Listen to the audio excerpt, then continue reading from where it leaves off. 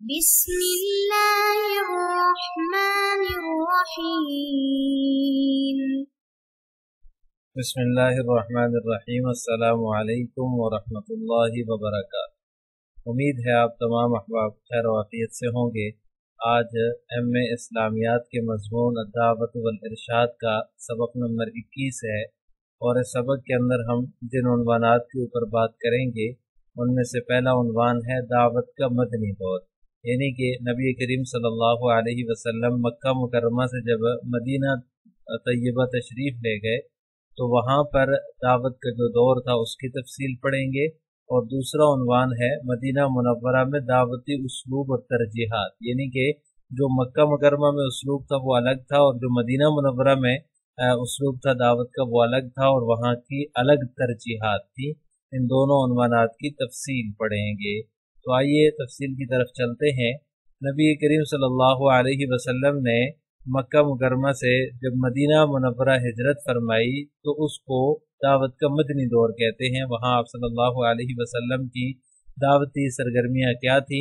تو ہجرت کے بعد آپ صلی اللہ علیہ وسلم کی دعوتی اور شخصی سرگرمیوں میں نمایاں تبدیلی آئی۔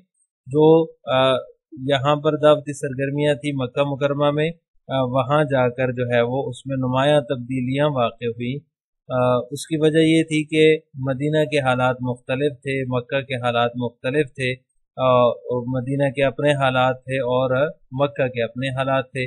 مدینہ کے حالات مکہ کے حالات سے قطعی طور پر جو ہے وہ الگ تھے۔ مکے میں اگرچہ مسلمانوں کا جو ہے وہ کلمہ ایک تھا، مقاصد ایک تھے، مگر وہ خود جو ہے وہ بکھرے ہوئے تھے اور مجبور تھے، کمزور تھے، ان کے ہاتھوں میں کوئی اختیار نہیں تھا، یعنی کہ ایسے اختیارات نہیں تھے مکہ میں مسلمانوں کے پاس جن سے انسانی معاشرہ قائم ہوتا ہے۔ وہ تمام اختیارات جن لوازمات سے یا جن اجزاء سے جو ہے وہ معاشرہ قائم ہوتا ہے وہ تمام مکہ میں مسلمانوں کے پاس نہیں تھے بلکہ مشرکین کے پاس تھے۔ اور کسی بھی معاشرے کی تشکیل جو ہوتی ہے وہ جو ہے وہ انہی اجزاء سے ہوتی ہے، تو وہ اختیارات ہی نہیں تھے مسلمانوں کے پاس۔ مکہ میں اسی لیے صرف مبادیات اسلام کی تفصیل نازل ہوئی ہے، باقی جو احکامات ہیں وہ سارے کے سارے جو ہے وہ مدینہ میں جا کر نازل ہوئے ہیں۔ ایسے احکامات جو ہے وہ مکہ مکرمہ میں نازل ہوئے جن پر جو ہے وہ انفرادی طور پر عمل کیا جا سکتا تھا۔ اجتماعی احکام جتنے بھی تھے وہ سارے مدینہ منورہ میں جا کر نازل ہوئے، کیونکہ مدینہ منورہ میں زمام کار مسلمانوں کے ہاتھوں میں تھی، مکہ مکرمہ کے اندر زمام کار مسلمانوں کے ہاتھوں میں نہیں تھی، کیونکہ یہاں پر مکہ مکرمہ میں جو ہے وہ مشرکین کا تسلط تھا۔ اس وجہ سے مسلمانوں کو جو اجتماعی احکامات ہیں وہ مدینہ منورہ میں جا کر ملے، جیسے کہ عمرانیات ہیں، معاشیات ہیں، سیاست و حکومت ہے، صلح اور جنگ کے مسائل ہیں۔ ان سارے مسائل کی تفصیل مدینہ منورہ میں جا کے نازل ہوئی، مکہ کے اندر جو ہے اس طرح کے احکامات نازل نہیں ہوئے، اور مدینہ میں جا کر تمام احکامات یہ والے نازل ہوئے۔ جو اجتماعی معاملات تھے ان کے بارے میں احکامات نازل ہوئے، حلال و حرام اور اسی طرح عبادات اور اخلاق وغیرہ کے جو مسائل تھے پوری تنقیح کے ساتھ، وضاحت کے ساتھ یہ مدینہ منورہ میں نازل ہوئے ہیں۔ مدینہ میں ایک آئیڈیل اسلامی معاشرے کا عملی تصور پیش کیا گیا، یعنی جو ایک آئیڈیل معاشرہ ہو سکتا ہے اس کا کیا تصور ہے، وہ مدینہ میں جا کر وہ اس کا عملی تصور پیش کیا گیا ہے۔ مکہ مکرمہ کے اندر چونکہ جو ہے وہ تسلط نہیں تھا، قبضہ نہیں تھا، مسلمان کمزور تھے، مجبور تھے، اس لیے جو ہے صرف مبادیات اسلام کی تفصیل نازل ہوئی۔ کسی معاشرے کی تشکیل کے لیے ایک مدت درکار ہوتی ہے، یعنی کہ کوئی بھی نیا معاشرہ جب وجود میں آتا ہے تو وہ ایک دم سے وجود میں نہیں آتا، بلکہ اس کے لیے کافی محنت لگتی ہے، کافی مدت اور کافی عرصہ لگتا ہے۔ تو مدینہ میں جا کر جب مسلمان آزاد ہوئے اور انہوں نے ایک نیا اسلامی معاشرہ تشکیل دینے کی کوشش کی تو اس میں کافی وقت لگا، اور کافی وقت کے بعد ایک ایسا معاشرہ جو ایک آئیڈیل معاشرہ ہوتا ہے، اسلامی معاشرے کا ایک نمونہ جو ہوتا ہے وہ وہاں پر جو ہے وہ مدینہ منورہ میں جا کر قائم ہوا۔ مدینہ میں اللہ تعالیٰ نے احکام و قوانین نازل کیے اور رسول اللہ صلی اللہ علیہ وسلم نے مسلمانوں کی تربیت اور رہنمائی کی، یعنی کہ مدینہ منورہ میں جو ہے وہ قوانین اور احکامات اللہ تعالیٰ نے جو ہے وہ اللہ تعالیٰ ان کا کفیل تھا، اللہ تعالیٰ نے نازل کیے، اور رسول اللہ صلی اللہ علیہ وسلم جو چونکہ رسول تھے اس لیے تربیت اور رہنمائی جو ہے وہ آپ صلی اللہ علیہ وسلم نے فرمائی ہے۔ سورہ جمعہ کے اندر اللہ تعالیٰ فرماتے ہیں هو الذی بعث فی الامیین رسولا منہم یتلو علیہم آیاتہ ویزکیہم ویعلمہم الکتاب والحکمہ، وہ ذات جس نے ان پڑھوں میں رسول مبعوث فرمایا، یتلو علیہم آیاتہ جو کہ انہی میں سے ہے، رسولا منہم انہی میں سے، یتلو علیہم آیاتہ جو ان پر اس کی آیات پڑھتا ہے، ویزکیہم اور ان کا تزکیہ کرتا ہے، ویعلمہم الکتاب اور انہیں کتاب و حکمت، والحکمہ کتاب و حکمت کی تعلیم دیتا ہے۔ وَإِنْ كَانُوا مِنْ قَبْلُ لَفِي ضَلَالٍ مُبِينٍ بھی اس آیت کے اندر ہے، میں نے یہاں اختصار سے ذکر کی ہے، آخری ٹکڑا اس کا وَإِنْ كَانُوا مِنْ قَبْلُ لَفِي ضَلَالٍ مُبِينٍ ہے، جس کا معنی ہے اگرچہ وہ اس سے پہلے کھلی گمراہی میں مبتلا تھے۔ تو مدینہ منورہ کے اندر صحابہ کرام بھی جو ہے وہ ہم وقت متوجہ رہتے تھے، ہر صادر ہونے والے حکم پر خوشی محسوس کرتے تھے اور اپنے آپ کو اس سے آراستہ کرنے کی جو ہے وہ کوشش کرتے تھے۔ تو مدینہ منورہ کے اندر تمام احکامات اللہ تعالیٰ نے نازل کیے، مسلمانوں کی تربیت جو ہے وہ رسول اکرم صلی اللہ علیہ وسلم نے کی۔ وَإِذَا تُلِيَتْ عَلَيْهِمْ آيَاتُهُ زَادَتْهُمْ ایمانا، سورہ انفال کی آیت ہے، جب ان پر اس کی آیات پڑھی جاتی ہیں تو ان کا ایمان بڑھ جاتا ہے۔ یعنی یہ مدینہ منورہ کے اندر صحابہ کرام کی کیفیت کا بیان ہے کہ مسلمانوں کا جو دین سے تعلق ہے، اللہ تعالیٰ کی ذات سے جو تعلق ہے، اور اصلاح معاشرہ کے لیے جو کچھ جس کی ضرورت ہے اسی کا مظاہرہ صحابہ کرام نے کیا، ہم وقت متوجہ رہتے اور اللہ تعالیٰ کے احکامات پر جو ہے وہ خوشی کا اظہار فرماتے۔ جب کوئی حکم نازل ہوتا تو جو ہے وہ اس حکم کے نازل ہونے کی وجہ سے ان کے ایمان میں اضافہ ہوتا تھا۔ اس دعوت کے نتیجے میں ایک صالح معاشرہ وجود میں آیا، یعنی جو مدینہ منورہ کے اندر دعوت کا طریقہ اختیار کیا گیا، یا دعوت کے جو احکامات اللہ تعالیٰ نے نازل فرمائے اور جو اسلوب آپ صلی اللہ علیہ وسلم نے اختیار فرمایا، اس کے نتیجے میں ایک صالح معاشرہ وجود میں آیا، جہاں مسلمان آزادی سے ایک اللہ کی عبادت اور بندگی کر سکتے تھے۔ مکہ مکرمہ کے اندر تو یہ تھا کہ مشرکین کی طرف سے طرح طرح کی اذیتیں پہنچتی تھی، تکالیف پہنچتی تھی، لیکن مدینہ منورہ میں جا کر مسلمان آزاد تھے، آزادی سے وہ اللہ کی عبادت اور بندگی کر سکتے تھے۔ مکہ مکرمہ کے اندر ایسا نہیں تھا۔ اب مدینہ میں دعوتی اسلوب اور ترجیحات کیا تھیں تو ان کا جائزہ لے لیتے ہیں۔ مدینہ منورہ میں جب آپ صلی اللہ علیہ وسلم ہجرت کر کے تشریف لے گئے تھے تو اس ہجرت کا مقصد صرف مصائب سے چھٹکارا حاصل کرنا نہیں تھا، بلکہ ایک پرامن علاقے کے اندر نئے معاشرے کی تشکیل کرنا تھا۔ یعنی کہ مدینہ منورہ جب آپ صلی اللہ علیہ وسلم نے ہجرت کی تو ہجرت کا مقصد صرف مسلمانوں کو یا خود کو ان تکالیف سے جو مشرکین کی طرف سے پہنچ رہی تھی، طرح طرح کی پریشانیوں کا سامنا تھا، ان سے چھٹکارا حاصل کرنا مقصد نہیں تھا، بلکہ آپ صلی اللہ علیہ وسلم کا مقصد ایک پرامن علاقے میں نئے معاشرے کی تشکیل کرنا تھا۔ اس لیے ہر مسلمان کا فرض تھا کہ اس نئے معاشرے کی تشکیل میں اپنا کردار ادا کرے۔ تو تمام صحابہ کرام نے اس کے اندر بڑھ چڑھ کر حصہ لیا۔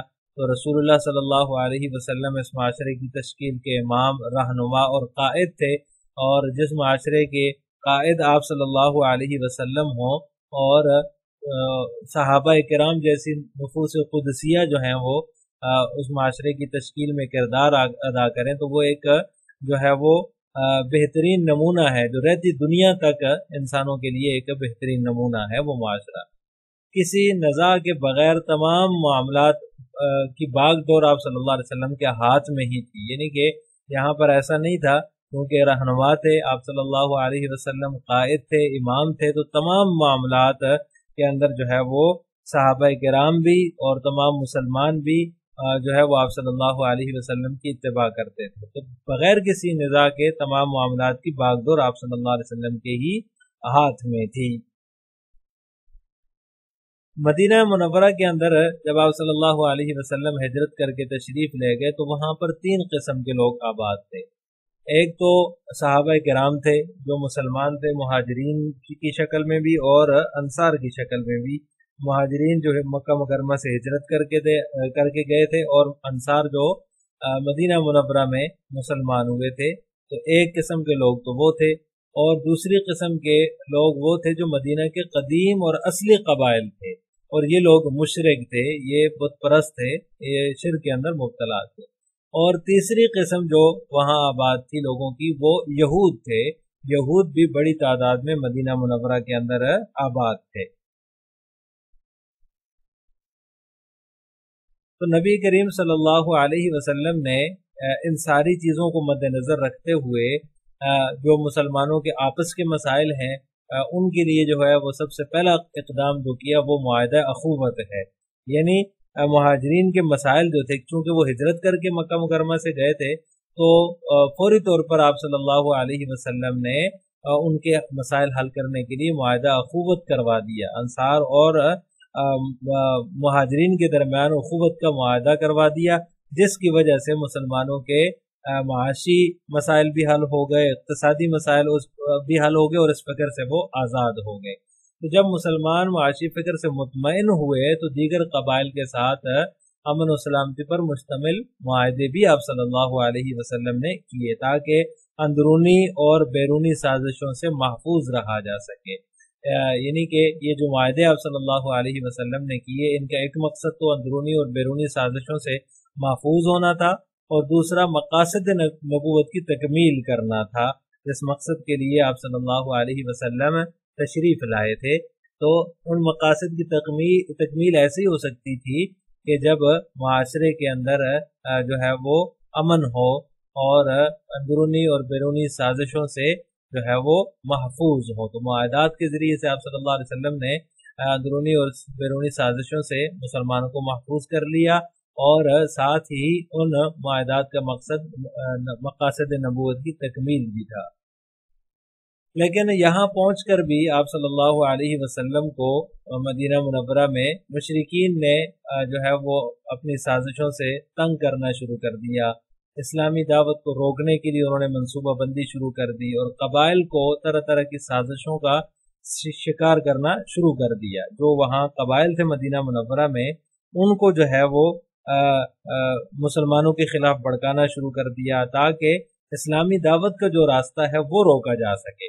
اس کے لیے انہوں نے طرح طرح کی منصوبہ بندی کی، قبائل کے اندر سازشیں شروع کر دی، تاکہ مسلمان جو ہے یہاں پر پنپنے نہ پائیں اور مسلمان جو ہے وہ ترقی نہ کریں۔ جب مشرکین اپنے تمرد اور ہٹ درمی سے باز نہ آئے تو اللہ تعالیٰ نے دعوت کو اصول ہی پر تبدیل کر دیا۔ جو مکہ مکرمہ کے اندر دعوت کا اصول تھا اور جو اسلوب تھا، اس کو تبدیل کر کے اللہ تعالیٰ نے مدینہ منورہ میں جو ہے وہ دوسرے اسلوب کا حکم فرمایا۔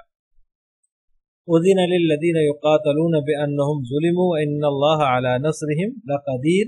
اس آیت کے اندر اسی دعوت اسلوب کا بیان ہے، یعنی اسلوب دعوت کی تبدیلی کا بیان ہے۔ گویا کہ جن لوگوں سے جنگ کی جا رہی ہے ان کو بھی جنگ کی اجازت دی جاتی ہے۔ اذن للذین یقاتلون، جن لوگوں سے جنگ کی جا رہی ہے ان کو بھی جنگ کی اجازت دی جاتی ہے۔ بانہم ظلموا، کیونکہ وہ مظلوم ہیں۔ وان اللہ علی نصرہم لقدیر، اور بے شک اللہ تعالی ان کی مدد پر قادر ہے۔ تو یہاں پر اسلوب تبدیل کر دیا۔ مکہ مکرمہ کے اندر جو ہے وہ جنگ کی اجازت نہیں تھی، جبکہ مدینہ منورہ کے اندر اللہ تعالیٰ نے اسلوب دعوت کو تبدیل کرتے ہوئے جنگ کی اجازت دے دی۔ اب مدینہ منورہ میں جب اللہ تعالیٰ نے جنگ کی اجازت دے دی، الذین مکناہم فی الارض اقاموا الصلاۃ وآتوا الزکاۃ وامروا بالمعروف ونہوا عن المنکر، ان لوگوں کو اگر ہم زمین میں حکومت اور اقتدار سونپ دیں تو یہ نماز قائم کریں گے، زکوٰۃ ادا کریں گے، نیکی کا حکم کریں گے اور برائی سے منع کریں گے۔ یعنی جب اللہ تعالیٰ نے ان کو زمین میں اقتدار دے دیا، جب جو ہے وہ جنگ کی اجازت دے دی، تو گویا کہ اقتدار پکا ہو گیا۔ اب اپنے دفاع کے لیے وہ لڑ بھی سکتے ہیں اور اپنے اقتدار کو جو ہے وہ اپنی حکومت کو بچا بھی سکتے ہیں۔ تو پھر جب یہ صورتحال ہو گئی تو اللہ تعالیٰ نے ان کی صفات بیان کرتے ہوئے فرمایا کہ جب ہم ان کو اقتدار دیں تو یہ نماز قائم کرتے ہیں، زکوٰۃ ادا کرتے ہیں، نیکی کا حکم کرتے ہیں، برائی سے منع کرتے ہیں۔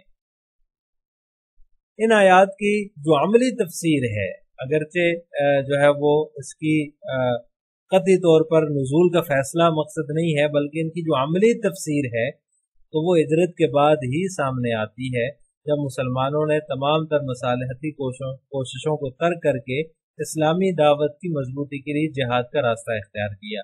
کیونکہ اللہ تعالیٰ نے جہاد کی اجازت جو ہے وہ مدینہ منورہ میں دی، اذن للذین یقاتلون، اور پھر فرمایا کہ جب ان کو اقتدار مل جائے تو وہ نماز قائم کرتے ہیں، زکوٰۃ ادا کرتے ہیں، نیکی کا حکم کرتے ہیں، برائی سے منع کرتے ہیں۔ تو یہ عملی تفسیر جو ہے ان آیات کی یہ ہجرت کے بعد ہی سامنے آئی ہے، کیونکہ اقتدار جو ہے وہ مسلمانوں کو مدینہ منورہ میں ملا ہے۔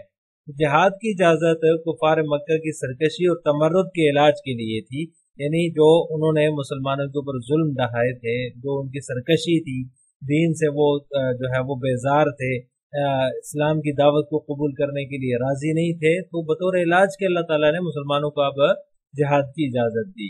چنانچہ جب غزوہ بدر ہوا تو غزوہ بدر کے اندر اللہ تعالیٰ نے کفار کو ذلت امیز شکست دی، اور اس شکست کے بعد جو اسلامی دعوت کے راستے تھے ان کی تمام رکاوٹیں پھر دور ہو گئی۔ ایک عبرتناک شکست تھی اور ذلت امیز شکست تھی۔ انہی مقاصد کی بنیاد پر نبی کریم صلی اللہ علیہ وسلم نے اپنے دعوتی منہج کے اندر نمایاں تبدیلیاں کی، اور جو ہے وہ پہلے سے جو طریقہ کار چلا آ رہا تھا اس سے ہٹ کر اب جو ہے وہ ایک طریقہ اور منہج اپنایا۔ اللہ تعالیٰ نے قرآن کریم کے اندر فرمایا وَقُلْ جَاءَ الْحَقُّ وَزَهَقَ الْبَاطِلُ إِنَّ الْبَاطِلَ كَانَ زَهُوقًا، کہہ دو کہ حق آ گیا اور جھوٹ بھاگ گیا، باطل بھاگ گیا، باطل کو آخرکار بھاگنا ہی تھا۔ یعنی اب دعوت اسلامی کے اندر منت سماجت کی ضرورت نہیں ہے، منت سماجت کی پوزیشن سے آزادی اللہ تعالیٰ نے دے دی ہے۔ اب جہاد فی سبیل اللہ کی قوت سے جو ہے وہ آپ اسلامی دعوت کے نظم کو چلا سکتے ہیں۔ تو دعوتی منہج کے اندر اللہ تعالیٰ نے مختلف تبدیلیاں کر دی۔ اب یہاں پر ایک مسئلہ یہ آتا ہے کہ کچھ لوگ کہتے ہیں کہ جو ہے وہ اسلام تلوار کے زور پر پھیلا ہے اور دعوت کا اس کے اندر اتنا کردار نہیں ہے، تو وہ داعین اور مفکرین جو دعوت سے جہاد کو الگ کرتے ہیں وہ کوتاہ نظر ہیں۔ ان کی یہ کوتاہ نظری ہے کہ وہ جہاد کو دعوت سے الگ کرتے ہیں، حالانکہ یہاں پر جو اسلوب دعوت تھا وہ جہاد کے ذریعے سے تھا۔ مدینہ منورہ کے اندر آپ صلی اللہ علیہ وسلم نے جو ہے وہ زیادہ توجہ جو ہے وہ جہاد کی طرف دی۔ آپ صلی اللہ علیہ وسلم کی جہادی سرگرمیوں کی طرف رجحان غالب تھا۔ تو یہ نہیں ہے کہ اسلام جو ہے وہ تلوار کے زور پر پھیلا ہے، دعوت نہیں تھی، یہ دعوت کا اسلوب تھا جو اللہ تعالیٰ نے مدینہ منورہ کے اندر آپ صلی اللہ علیہ وسلم کو عطا کیا۔ جبکہ بعض مفکرین کا یہ خیال ہے کہ وہ دعوت ہی نہیں جو جہاد کو کھڑا نہ کرے، اور وہ جہاد ہی نہیں جو دعوت کے راستوں کو بند کر دے۔ تو گویا کہ دعوت اور جہاد یہ دونوں ایک ہی چیزیں ہیں، بس مکہ مکرمہ کے اندر جو دعوت کا اسلوب تھا وہ الگ تھا، مدینہ منورہ کے اندر جو دعوت کا اسلوب تھا وہ الگ تھا، کیونکہ وہاں پر اقتدار نہیں تھا، اختیارات نہیں تھے، اور مدینہ منورہ کے اندر آ کر اللہ تعالیٰ نے اقتدار اور اختیارات دیے اور اپنی حکومت قائم کرنے کا موقع دیا، ایک نئے معاشرے کی تشکیل کرنے کا موقع دیا۔ تو دعوت اور جہاد کو الگ نہیں کیا جا سکتا۔ تو مدینہ منورہ میں آ کر آپ صلی اللہ علیہ وسلم کے یہ جو دعوتی اسلوب میں تبدیلی آئی ہے، یہ بھی منشا الہی ہی سے آئی ہے، اللہ تعالیٰ کی مرضی سے آئی ہے، کیونکہ اللہ تعالیٰ نے یہ احکامات جو ہے وہ مدینہ منورہ میں نازل کیے ہیں، مکہ مکرمہ میں نہیں کیے۔ یہ بات روز روشن کی طرح آیا ہے کہ اسلام نے جہاد کا راستہ اپنے دفاع میں ہی اختیار کیا ہے۔ جہاں تک یہ بات ہے کہ جی اسلام تلوار کے زور پر پھیلا ہے، جنگیں ہوئی ہیں، جہاد کا راستہ اسلام نے اختیار کیا ہے، لیکن وہ اپنے دفاع میں کیا ہے ہمیشہ کے لیے۔ اسلام ہمیشہ جو ہے وہ دلیل کی قوت اور سچائی کی بنیاد پر قبول کیا گیا ہے، نہ کہ تلوار کے زور پر۔ ایسا کبھی نہیں ہوا کہ صحابہ کرام نے یا نبی کریم صلی اللہ علیہ وسلم نے کسی کو زبردستی اسلام قبول کروایا ہو، تلوار کے زور پر اسلام قبول کروایا ہو۔ ہاں طریقہ الگ تھا، جو ہے وہ جب بھی صحابہ کرام تشریف لے جاتے تھے تو سب سے پہلے ان کو دعوت دی جاتی تھی، اگر وہ اسلام قبول کر لیتے تو ان سے جنگ نہیں ہوتی تھی، لیکن اگر وہ اسلام قبول نہیں کرتے تو پھر ان کے سامنے دوسرا آپشن آتا تھا، پھر تیسرا آپشن جو ہے وہ جنگ کا ہوتا تھا۔ لہٰذا آج کے سبق کا خلاصہ یہ ہوا کہ ہم نے آج کے سبق میں 2 عنوانات کی تفصیل پڑھی ہے۔ نمبر 1 دعوت کا مدنی دور، نمبر 2 مدینہ منورہ میں دعوتی اسلوب اور ترجیحات۔ اگلے سبق میں ہم کیا پڑھیں گے؟ تو اگلے سبق کا عنوان ہوگا مسجد قباء اور مسجد نبوی کا قیام اور خطبات دعوت۔ السلام علیکم ورحمۃ اللہ وبرکاتہ۔